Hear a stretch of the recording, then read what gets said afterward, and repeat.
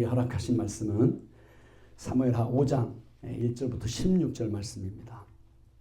우리 한 절씩 교독합니다. 제가 먼저 읽겠습니다. 이스라엘 모든 지파가 헤브론에 이르러 다윗에게 나와 이르되 보소서 우리는 왕의 한 골육이니이다.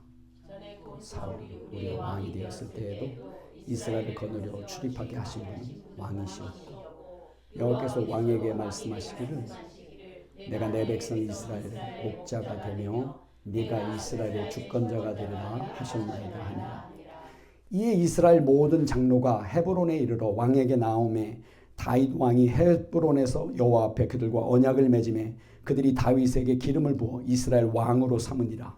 다윗이 나이가 30세에 왕에 올라 40년 동안 다스렸을 때 헤브론에서 7년 6개월 동안 유다를 다스렸고 예루살렘에서 33년 동안 온 이스라엘과 유다를 다스렸더라. 왕과 그의 부하들이 예루살렘으로 가서 그 땅 주민 여부수 사람을 치려하며 그 사람들이 다윗에게 이르되 네가 결코 이리로 들어오지 못하리라. 맹인과 다리 저는 자라도 너를 물리치리라 하니 그들 생각에는 다윗이 이리로 들어오지 못하리라 함이나 다윗이 시온 산성을 빼앗았으니 이는 다윗 성이더라. 그날 다윗이 이르기를 누구든지 여부수 사람을 치거든 물 깊는 데로 올라가서 다윗의 마음에 미워하는 다리 저는 사람과 맹인을 치라 하였으므로 속담이 되어 이르기를 맹인과 다리 저는 사람은 집에 들어오지 못하리라 하더라. 다윗이 그 산성에 살면서 다윗성이라 이름하고 다윗이 밀로에서부터 안으로 성을 둘러 쌓으니라. 만군의 하나님 여호와께서 함께 계시니 다윗이 점점 강성하였느니라. 두로 왕 히람이 다윗에게 사절들과 백향목과 목수와 석수를 보내매 그들이 다윗을 위하여 집을 지으니 다윗이 여호와께서 자기를 세우사 이스라엘 왕으로 삼으신 것과 그의 백성 이스라엘을 위하여 그 나라를 높이신 것을 알았더라. 다윗이 헤브론에서 올라온 후에 예루살렘에서 첩첩들을 더 두었으므로 아들과 딸들이 또 다윗에게서 나니 그에게서 난 자들이 삼무와 소박과 나단과 솔로몬과 입할과 엘리수아와 네벡과 야비아와 엘리사마와 엘야다와 엘리벨렛이었더라. 아멘. 네, 다윗이 헤브론에서 예루살렘으로 올라옵니다. 헤브론에서 2년 반 있다가 아직 5년 반, 5년 정도를 더 있어야만 예루살렘으로 올라오는데, 자, 예루살렘에서 올라와서 하나님이 드디어 하나님의 전쟁을 싸우기 시작합니다. 하나님은 손이 짧아서 구원하지 못하는 것도 아니고 능력이 없어서 구원을 하지 못하는 것이 아닙니다. 하나님은 하나님을 전심으로 예배하며 바라보고 신뢰하는 예배자를 찾으십니다. 그 예배자 한 사람이 있으면 하나님은 능히 하나님의 전쟁을, 오늘 말씀 이제 다 읽진 않았지만 블레셋 족속을 하나님이 이제 그들의 머리를 깨뜨리기 시작하거든요. 싸움은 이기는 것이 중요한 것이라 방어가 중요합니다. 여러분, 내가 싸움에 나가 하나님이 이기게 하실지라도 내가 방어하지 못한다면 차라리 안 싸움만 못하다는 거예요. 여러분, 하나님은 있잖아요. 죄가 있으면, 죄의 문이 열려 있으면 하나님은 하나님의 영적인 그런 뭐라 그럴까요? 허락하심. 우리 삶 속에 죄의 문이 여전히 열려 있으면 그것은 악한 영들이 우리 삶 속에 합법적으로 공격할 수 있는 틈이 아직 열려 있는 겁니다.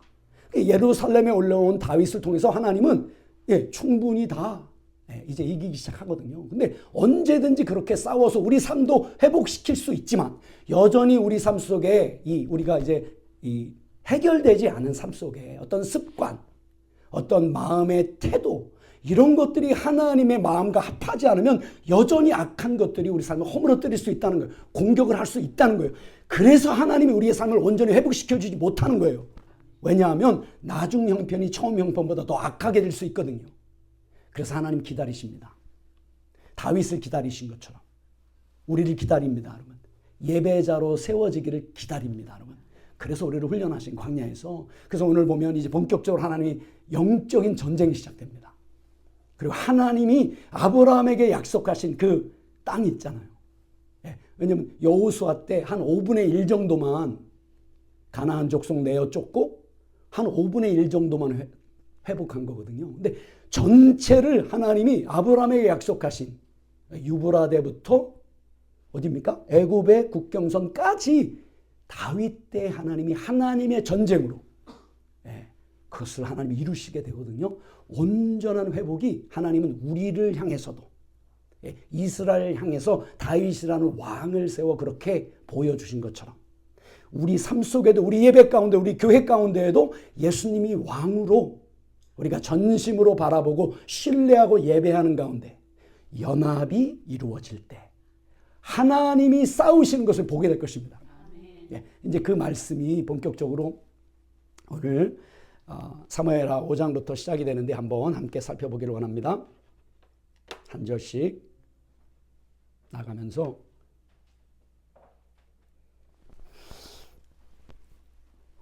1절부터 5절까지는 우리 지난 시간에 봤기 때문에 6절부터 왕과 그의 부하들이 예루살렘으로 가서 그 땅 주민 여부수 사람을 치려하매 그 사람들이 다윗에게 이르되 내가 결코 이리로 들어오지 못하리라 맹인과 다리 저는 자라도 너를 물리치리라 하니 그들 생각에는 다윗이 이리로 들어오지 못하리라 함이나. 여부수 족속이 이 예루살렘에 살고 있었거든요. 근데 이게 좀 난공불락이에요. 가파른 그런 골짜기로부터 올라와야 되는데 이게 칠 수가 없어요. 아무리 숫자가 많아도. 예. 그래서 여부수 사람들이 이제 다윗이 그의 부하들과 함께 저 골짜기 밑에 와 있거든요. 근데 자신만만한 거예요. 예. 절대로 우리가 성한 사람인들이 아니라 맹인들과 다리 저는 자라 할지라도 능히 너희를 물리치리라. 이렇게 이제 그 정도의 이 난공불락인데 예루살렘이. 그러나 다윗이 시온 산성을 빼앗았으니 이는 다윗성이더라. 빼앗습니다, 다윗이. 그리고 이름을 다윗의 성읍이다라고 이름을 붙입니다. 그날에 다윗이 이르기를 누구든지 여부수 사람을 치거든 물 깃는 데로 올라가서 다윗의 마음에 미워하는 다리 저는 사람과 맹인을 치라 하였으므로 속담이 되어 이르기를 맹인과 다리 저는 사람은 집에 들어오지 못하리라 하더라. 속담이 좀 이상해요. 맹인과 지금 다리 저는 사람이 들어오지 못하라 그랬잖아요. 자신만만해서. 근데 속담이 왜 서경과 맹인과 다리 저는 사람은 집에 들어오지 못하리라. 그게 아니고요. 번역이 좀 잘못된 거예요. 그와 같이 속담이 되어 이르기를 소경과 절름발이가 이르기를 그가 그 집에 들어오지 못하리라 하니라. 이렇게 속담이 된 거예요. 그러니까 전쟁에서 자신만만할 때, 삶에 자신만만할 때 우리가 맹인과 소경일지라도 그가 그 집에 들어오지 못하리라. 이 다윗의 이 사건을 이제 이게 전해 내려오면서 속담이 됐다는 거예요. 자, 어떻게 이제 이 여부수 족속이 살고 있는 예루살렘을 허물어뜨렸느냐? 수구를 통해서 올라갔다는 거예요. 배수관. 그러니까 이게 물을 깃는 것도 그렇고 이게 깊숙이 땅을 수직으로 파고 내려간 거거든요. 그러니까 이게 아마 그렇게 상수도면 그런 이 흙 어떤 그런 틈을 비집고 기어 들어가서 수구를 타고 올라간 거예요. 그러니까 아무도 그렇게 공격을 할 수 있을 거라고 생각하지 못했거든요. 근데 요압이 앞장서서 이제 들어가서 이 예루살렘 이 다윗성을 빼앗게 되는데 이제 그것 때문에 요압이 군대 장관이 됩니다. 왜냐하면 다윗이 약속을 했거든요. 누구든지 수구를 따라 물 깃는 데로 올라가서 이렇게 하면 군대 장관이 되리라. 자, 어쨌든 다윗이 그 산성에 살면서 다윗성이라 이름하고 다윗이 밀로에서부터 안으로 성을 둘러 쌓으니라. 밀로의 뜻은 채움이에요. 채움. 그러니까 이게 언덕이거든요. 이게 이 예루살렘 다윗이 빼앗은 성이 그게 크질 않아요. 양쪽으로 골짜기가 있고 이제 언덕의 비스듬히 이렇게 있는데 그림을 제가 보여드릴 텐데 그 안에 이제 밀로라 그래서 이게 가파른데 거기다가 이제 집을 채워 넣은 거예요. 그래서 이제 밀로의 뜻은 채움이라는 뜻입니다. 이게 이제 박물관에 있는 야외에 있는 박물관에 있는 예루살렘 조경입니다. 이 다윗성은 예루살렘은 요거예요. 다윗이 빼앗은 것은 요 부분이에요. 수구는 이쯤에 있었을 겁니다. 왜냐하면 상수도가 여기 있거든요. 기온샘물이 여기서 터지거든요. 그래서 이 빨간 선이 다윗성이에요. 저기가 이제 이렇게 지금 사진이고요. 여기가 성전상. 성전이 저기 있을 거다. 이 황금돔은 이게 참고로 말씀드린 이거는 이슬람 사원이에요. 그래서 이 황금돔으로 붙여놨는데 이걸 요르단에서 관리한다 그래요. 이번에 이제 예루살렘 갔을 때 요르단 국왕이 돈을 내서 이 전체를 관리합니다. 이 위에는 이 유대인들이 못 올라와요. 절기 때만 잠깐 올라오는데 굉장히 이 뭐라 그럴까요? 이 무슬림들이 엄청나게 경계를 합니다. 엄청난 위기가 막 그때마다 이제 그렇습니다. 자, 그런데 저게 성전산이고 여기가 다윗 성이고요. 이렇게 이제 이 성을 쌓은 거고 이게 다윗의 궁전이 여기에 위치해 있습니다. 여기에 기드론 밸리, 중앙 밸리. 옛날에는 이게 계곡이었는데 지금 다 메꿔가지고 이제 계곡처럼 안 보이지만 어쨌든 이렇게 계곡으로 있기 때문에 쉽사리 여기만 방어하면 되는 거예요. 여기만 성을 높이 쌓고. 자, 그렇게 지형이 그렇게 되어 있습니다. 그래서 이게 조감도고요. 그래서 저쪽 위에 있는 게 다윗의 궁전이고요.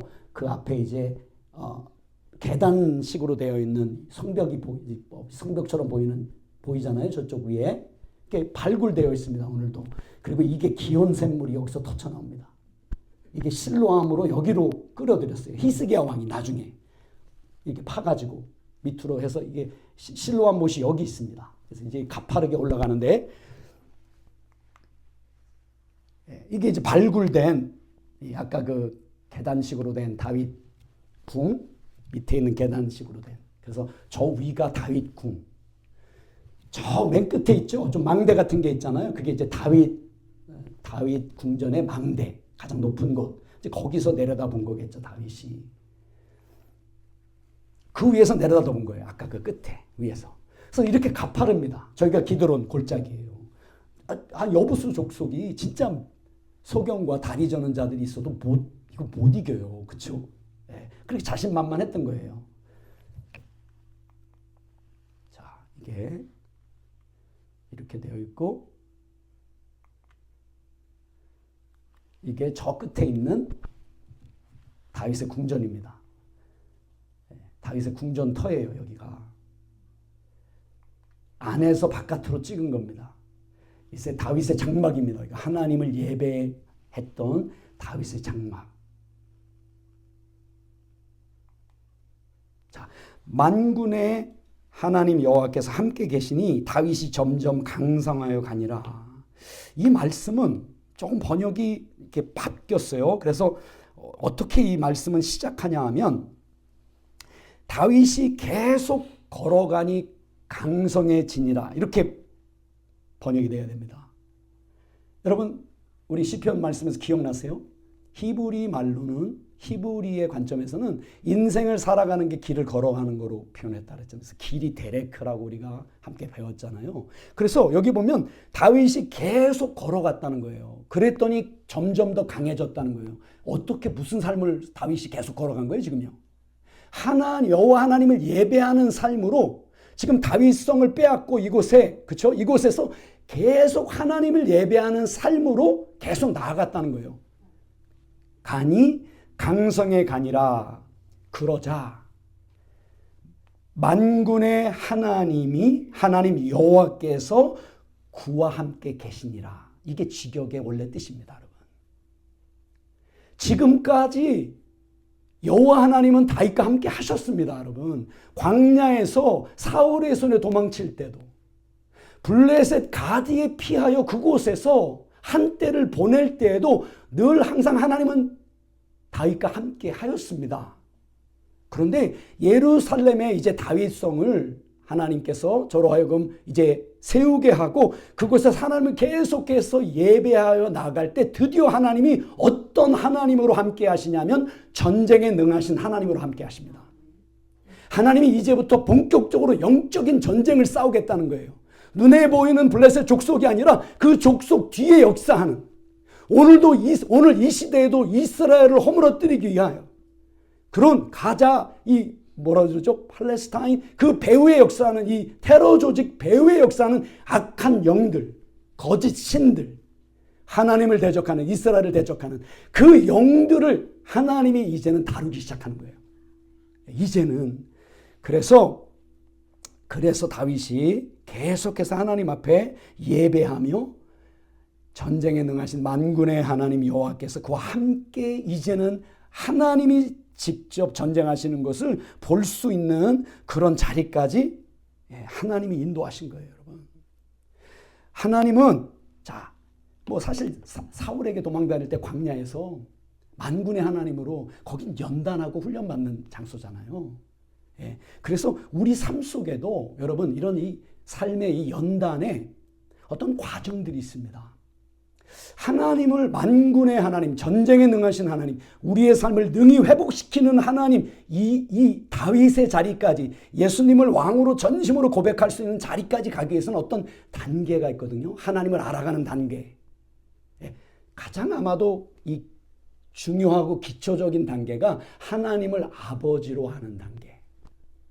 우리가 하나님의 아들, 딸들이라는, 이게 아마 가장 기초가 아닐까요?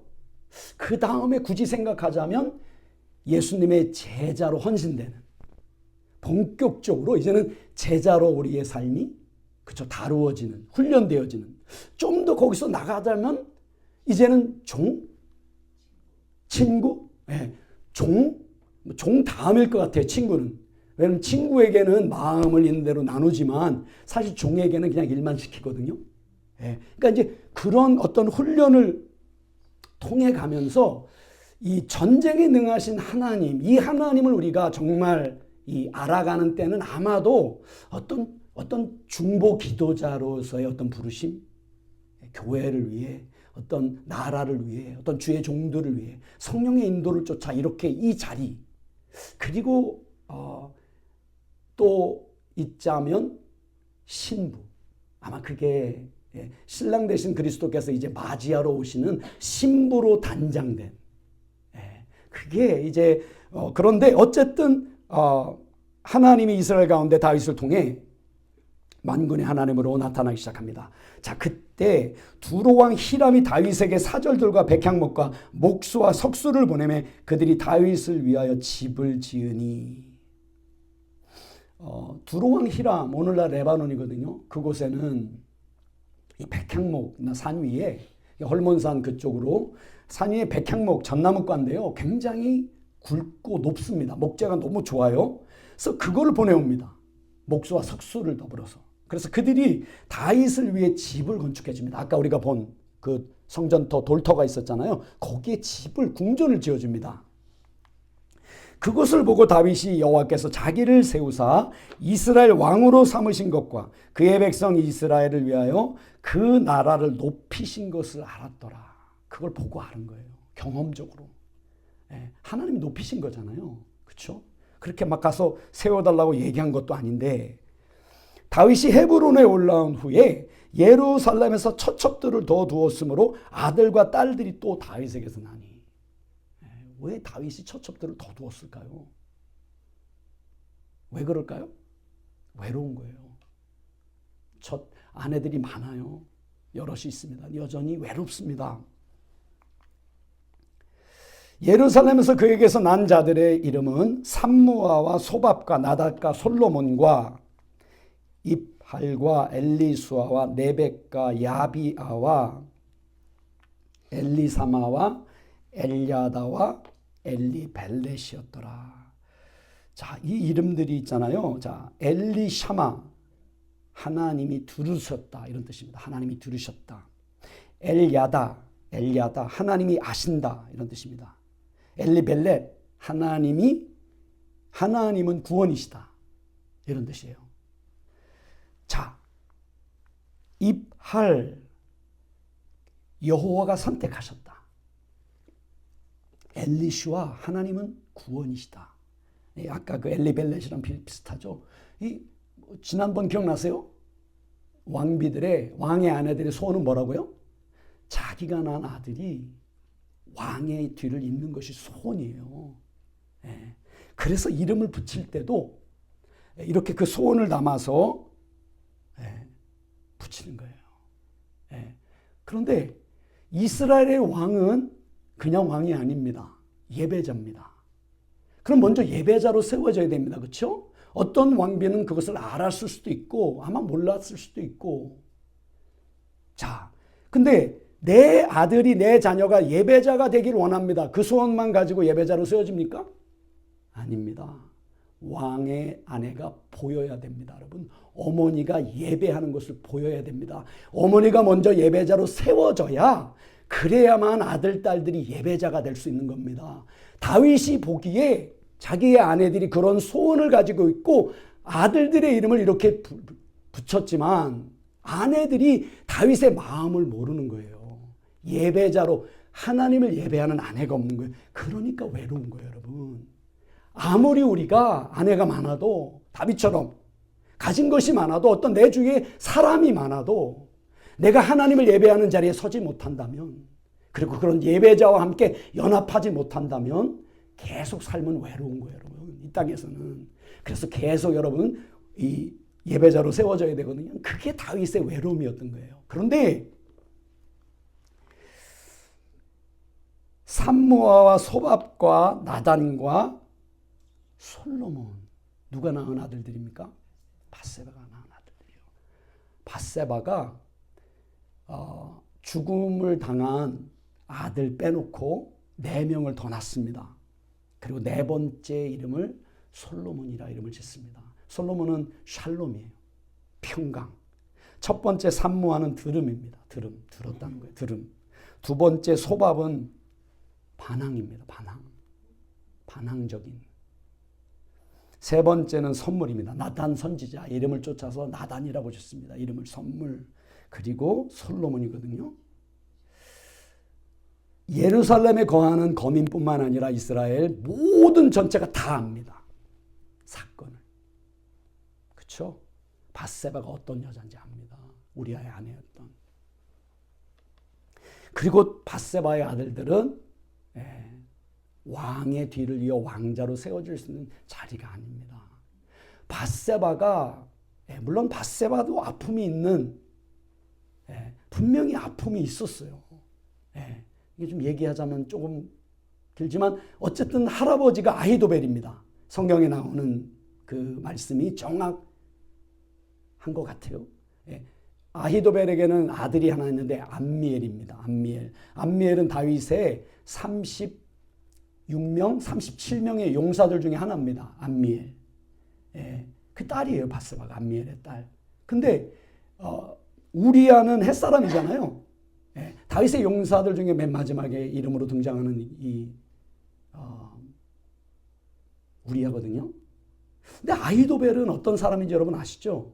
아히도벨을 평할 때 하나님께 물어서 일반인 것 같은 그 정도로 뛰어난 모사입니다. 다윗에게. 근데 저가 압살롬이 반역할 때 거기에 가담을 합니다. 왜냐하면 고향에 내려가 있었거든요. 다윗은 아무리 제갈량과 같은 그런 모사를 내는 사람일지라도 하나님을 예배하는, 하나님을 경외하는, 하나님께로부터 오지 않은 모사는 듣지 않습니다. 그래서 나단과 갓 선지자의 말을 듣는 거예요. 그러니까 아히도벨이 아무리 뛰어나도 고향에 내려가 있는 거예요. 그걸 누가 불렀느냐? 압살롬이 부른 거예요. 반역할 때. 거기에 이 아히도벨이 참여하죠. 그래서 어떤 모사를 냅니까? 다윗과 다윗의 신복들이 도망을 칠 때 지금 압살롬 보고 일단 지붕에 천막을 치고 남겨져 있는 10명의 후궁들을 취해라. 그러면 이스라엘 백성이 보기에 압살롬이 작정을 했구나. 죄인 아버지 다윗을 대적해서 왕이 되기로. 왜냐하면 외모로 보기엔 다윗은 여전히 우리아를 죽인 밧세바를 취한. 그렇죠? 그 죄인이제 압살롬도 그렇게 생각한 거예요. 아버지를 볼 때. 여호와 하나님을 모르는 거예요. 그러니까 외모로 판단하는 거예요. 자, 어쨌든 그래서 어떤 모략을 냅니까? 지금 당장 쫓아가라. 지금 당장 쫓아가면 백성들이 도망칠 거다. 그리고 지금 다 낙담해서 도망가는데 지금이 절호의 기회다. 근데 그때 다윗이 궁으로 돌려보낸 다윗의 친구 후세라는 사람이 있습니다. 후세에게 물어요, 압살롬이. 후세가 뭐라 그럽니까? 지금 쫓아가면 안 된다. 지금 왕과 다윗 왕과 신복들이 얼마나 화가 나 있겠느냐. 지금 마치 새끼를 빼앗긴 암꿈처럼 그렇게 화가 나 있을 텐데, 쫓아갔다가 만약에 이스라엘 백성 중에 몇 명이라도 그 신복들이 용산되다 죽으면 소문이 다 엎어질 거다. 그러면 다 이스라엘 백성들이 낙담하여서 우리가 지게 될 거다. 그러지 말고 이제 재정비해라. 단부터 부엘세바까지 이스라엘 백성, 모래와 같은 이스라엘 백성, 수많은 이스라엘 백성을 모아서 그 다음에 쫓아가자. 그것을 압살롬이 붙잡습니다. 근데 말씀해 보면 여호와 하나님이 압살롬을 죽이려고 아히도벨의 좋은 모사를 폐기했다는 거예요, 여러분. 그래서 아히도벨이 어떻게 합니까? 자기 고향으로 내려갑니다. 자기의 모사가 모략이 받아들여지지 않는 것을 보고 자기 고향으로 내려가서 집안을 정리하고 목을 매달아 죽습니다. 이게 좀 더 나아가면 이게 가룟 유다의 모형이라고 그러거든요, 아히도벨이. 자, 어쨌든 밧세바는 고개를 들 수 없는 여인입니다. 하나님을 예배하는 자리에서 자기가 죄인이라는 고백으로 하나님이 저의 죄를 덮어주어야만 정말, 그쵸? 그리고 회복하는 데 시간이 걸리지 않겠어요? 4명이나 자녀를 낳으면서, 그리고 그 누구도 밧세바를 통해 낳은 아들은 왕으로 세워질 수가 없습니다. 알아요, 자신들도. 그러니 이들은 예배자로 세워지는 거예요. 사람이 보기엔 버렸지만 하나님의 은혜가 아니면 살아갈 수 없는 그런 죄가 더한 곳에 은혜가 더 크다는 거예요. 그럼에도 불구하고 큰 은혜를 받으려고 죄를 더할 수 있느냐? 그건 아니라는 거예요, 여러분. 죄가 많은 곳에 하나님의 은혜가 더 큽니다. 그 은혜가 밧세바에게 있었고요. 그리고 솔로몬에게 있었던 겁니다. 그 솔로몬이 뒤를 이어 이제 어쨌든 왕이 되잖아요. 이스라엘이 다윗에게 기름을 부어 이스라엘 왕으로 삼았다 함을 블레셋 사람들이 듣고 블레셋 사람들이 다윗을 찾으러 다 올라오매 다윗이 듣고 요새로 나아가니라. 예루살렘도 요새거든요. 근데 그 요새로 나아갔다 이렇게 얘기를 합니다. 내려가니라. 블레셋 사람들이 이미 이르러 르바임 골짜기에 가득한지라. 자, 이미 이르러, 이건 들어왔다는 뜻입니다. 들어왔다, 이르렀는데, 들어왔는데, 블레셋 사람들이 들어왔는데 그들이 르바임 골짜기에 편만하더라. 르바임의 뜻은 거인입니다. 거인이 살던 골짜기예요. 이것은 예루살렘 바로 뒤쪽에 있는 골짜기예요. 거기에 전에 이 르바임이라는 거인 족속들이 살고 있었거든요. 창세기 6장에서 하나님의 아들과 딸들의 사람의 딸들을 해서 낳은 이 거인들, 그 족속들이 살고 있었는데, 그 족속들이 가나안 땅 여러 곳에 살고 있었는데 그 족속들을 암몬 족속은 삼순밈이라 불렀습니다. 삼순밈. 모압 족속은 그 거인 족속들을 에밈이라 불렀어요. 에밈. 그래서 이 르바임, 이 거인들 삼순밈은 괴계를 꾸미는 자들입니다. 뜻이 삼순밈, 괴계를 악한 계획을 꾀하는 자들. 에밈은 공포라는 뜻입니다. 이 거인들이 이런 존재였다는 거예요. 근데 하나님께서 모압 족속과 암몬 족속으로 하여금 저들을 쫓아내게 합니다. 그냥은 쫓아낼 수 있는 족속이 아니는데 하나님께서 저들을 쫓아내도록 모압과 암몬과 함께 하십니다.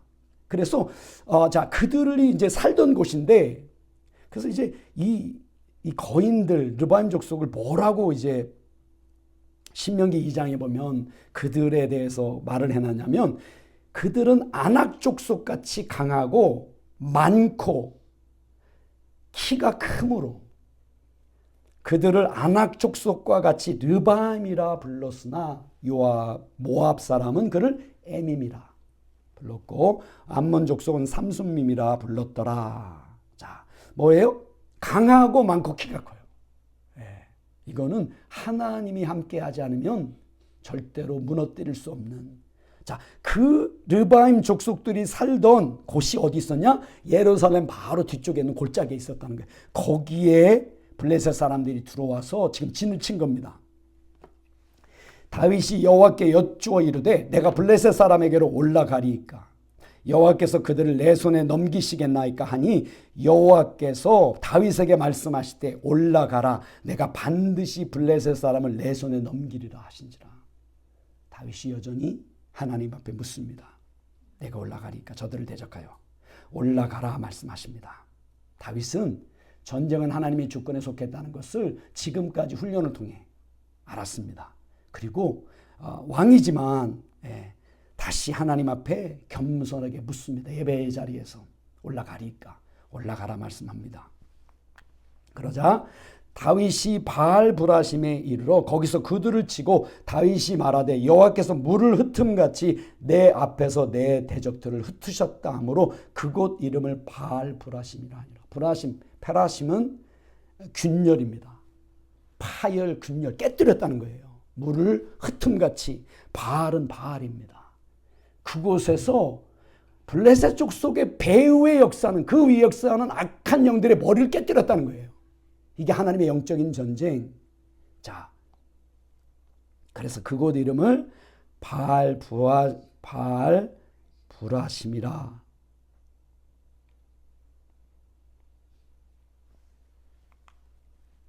거기서 블레셋 사람들이 그들의 우상을 버렸으므로 다윗과 그의 부하들이 치우니라. 치우다, 취하여 없애다 이런 뜻입니다. 나사라는 말이고요.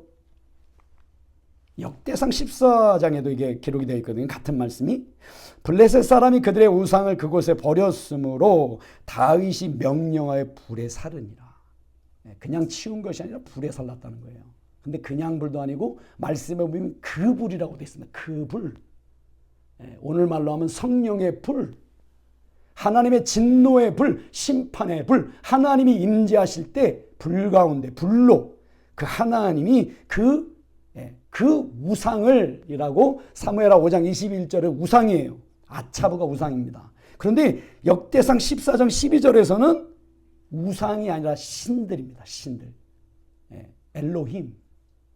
대문자 이는 여호와 하나님, 소문자 이는 그냥 신들이에요. 거짓 신들, 이방 신들, 바알 신.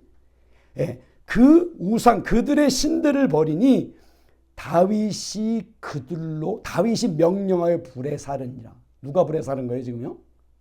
다윗의 부하들이. 그렇게 번역되어 있잖아요. 근데 원문에 보면 그들이 불에 태워지니라 이런 뜻이에요. 누가 불에 태워지는 거예요, 지금요? 우상들이, 신들이. 하나님의 심판으로 저들이 불에 태워지니라.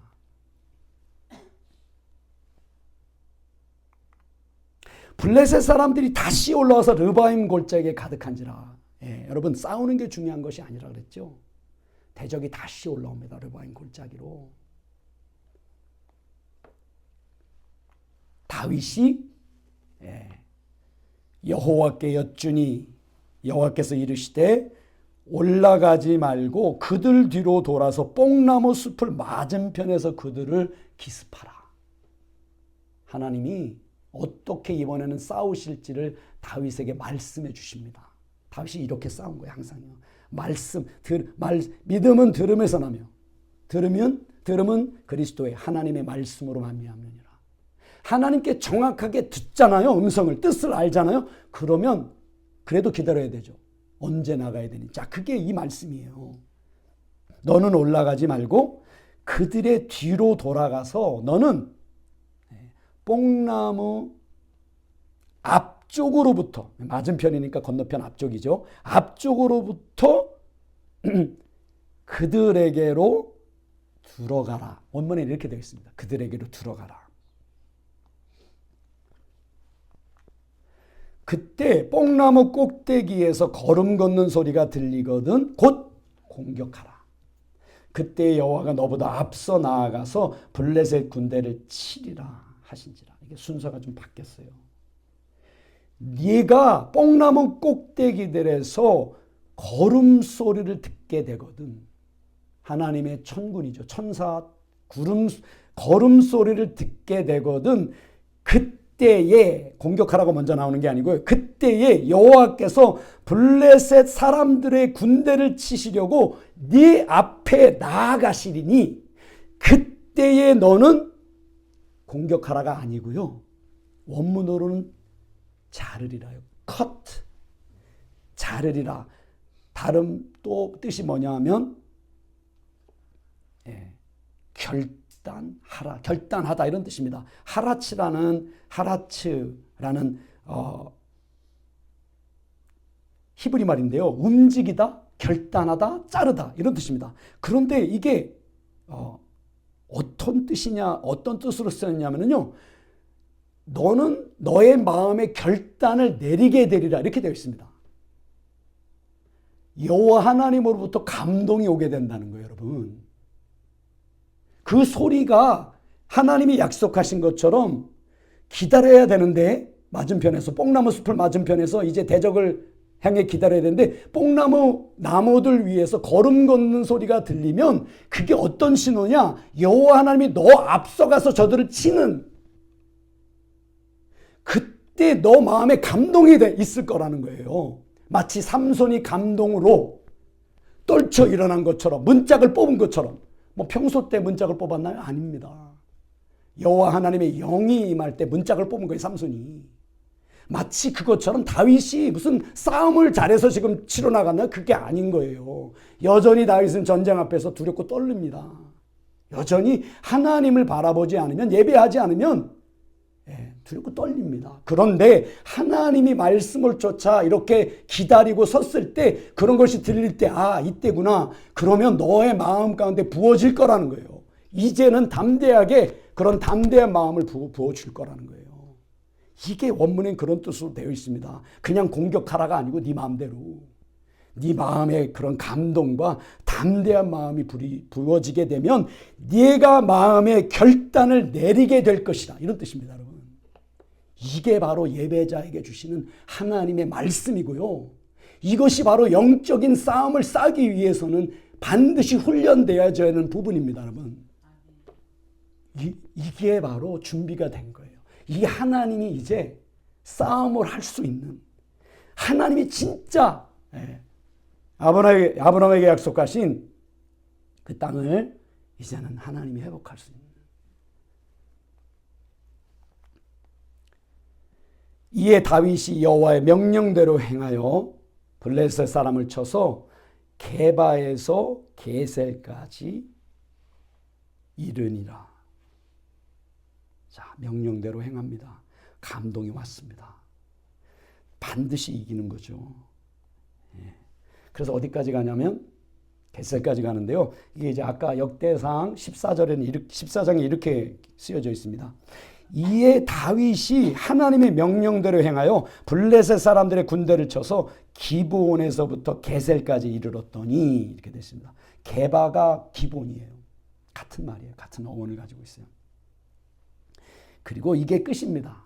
사무엘하 5장의 끝이에요. 25절이. 그런데 역대상 14장에서는 한 절 더 나갑니다. 그리고 끝이 납니다. 다윗의 이름이 명성이 온 세상에 퍼졌고 여호와께서 모든 이방 민족으로 그를 두려워하게 하셨더라. 이 영적인 싸움을 통해 하나님이 싸우신 영적인 싸움을 통해 이제 모든 이방 민족들로 하여금 그를 공포의 대상이 되게 했다는 거예요. 그들 마음 가운데 감히 예루살렘으로 와서 만군의 여호와이신 하나님을 예배하는 그곳에 다윗을 공격할 수 있는, 싸울 수 있는 그런 어떤 민족이라도 그렇게 하나님이 만드셨다는 거예요. 이 싸움을 통해 가지고 다윗의 명성이 이름입니다. 다윗의 이름이 온 세상에, 온 땅에 퍼졌고 그 주변 지역에 여호와께서 모든 이방 민족으로 그를 두려워하게 하셨더라.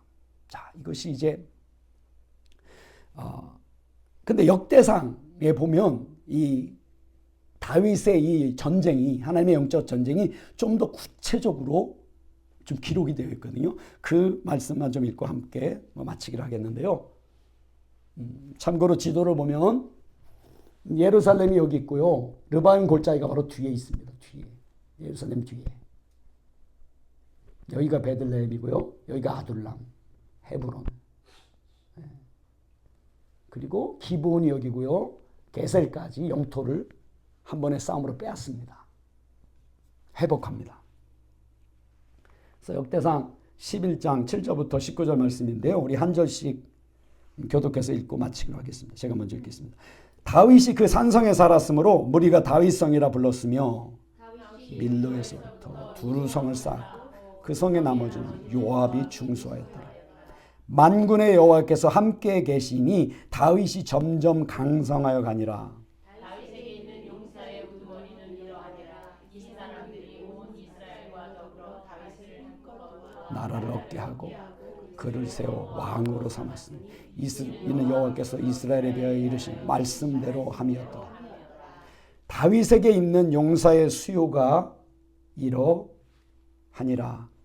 학몬 사람의 아들 야소보암은 30명의 우두머리라.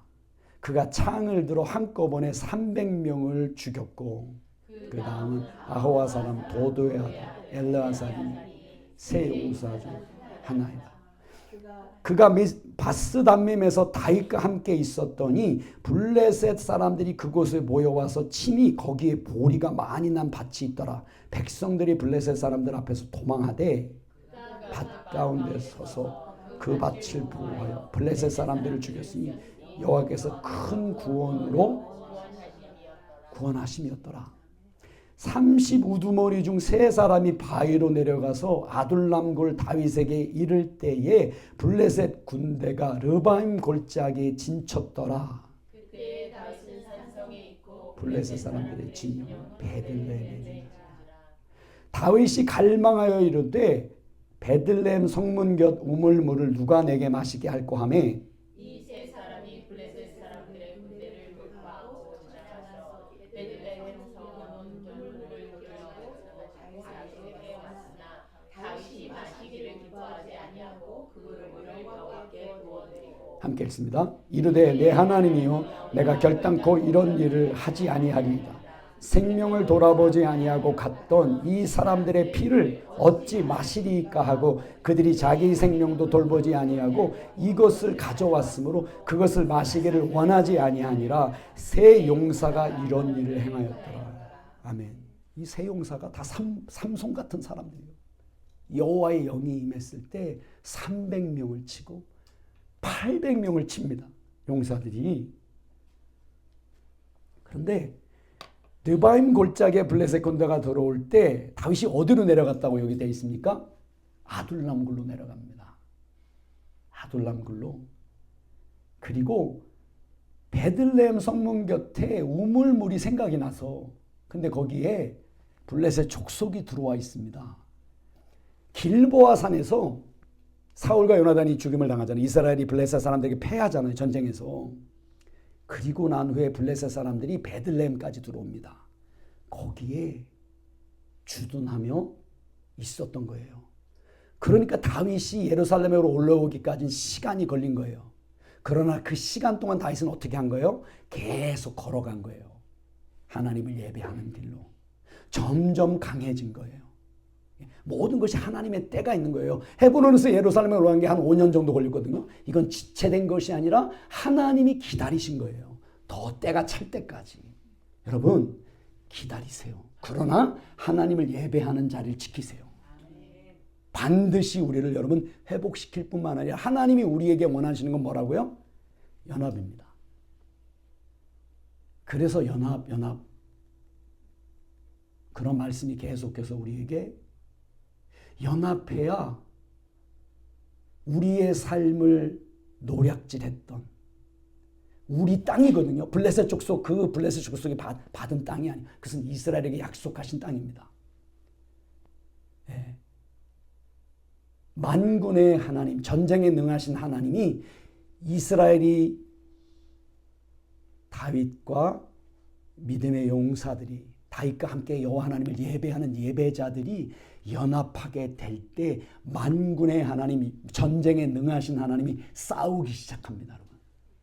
다시 말씀드리지만 하나님은 손이 짧아서 구원하지 못함도 아니고 능이 없어서 싸움을 이기지 못하는 것도 아닙니다. 오직 아직 죄의 문제가, 죄의 문이 열려 있다는 겁니다. 여전히 연약하지만 내가 죄인입니다. 이 중심을 가지고 하나님 앞에 우리도 계속 나아가야 됩니다. 다윗이 그런 사람이에요. 다윗 범죄하잖아요. 근데 아는 거예요. 자기가 연약하다는 걸. 하나님의 은혜가 아니면, 하나님을 예배하지 않으면 결단코 이 부름받은 왕으로서 살아가지 못한다는 걸 아는 거예요. 이게 예배자입니다, 여러분. 이 중심을 계속해서 붙잡고 그 부르신 길로 걸어가기를 원합니다. 하나님이 우리로 하여금 연합하게 하실 겁니다, 여러분. 그렇죠? 네. 그리고 우리가 전쟁에 능하신 하나님, 우리의 힘으로는 회복할 수 없는 문제들이 많잖아요. 그렇죠? 우리 자녀들. 이건 영적인 싸움입니다. 하나님이 그 배후의 역사는 악한 영들의 머리를 깨뜨려야만 자유케 될 수 있는 그런 싸움입니다, 여러분. 지금 당장 회복시켜 줄 수 있지만 더 악하게 된다고요. 왜냐하면 죄의 문이 여전히 열려 있기 때문에 그렇습니다. 여전히 연합하지 못하기 때문에 그렇습니다. 여전히 예배로 함께하지 못하기 때문에 그렇습니다. 그래서 다윗이 그렇게 준비된 것처럼, 다윗을 통해 하나님이 그렇게 싸우시는 본 것처럼 우리도 함께 계속해서 하나님을 예배하는 자리에서 계속 연합으로 하나님이 그렇게 일하시는 것을 함께 보기 원하고요. 하나님의 때에 만군의 하나님, 전쟁에 능하신 하나님이 우리 가운데 일하시는 것을, 회복시키는 것을 함께 보기를 예수님의 이름으로 축원드립니다. 아멘.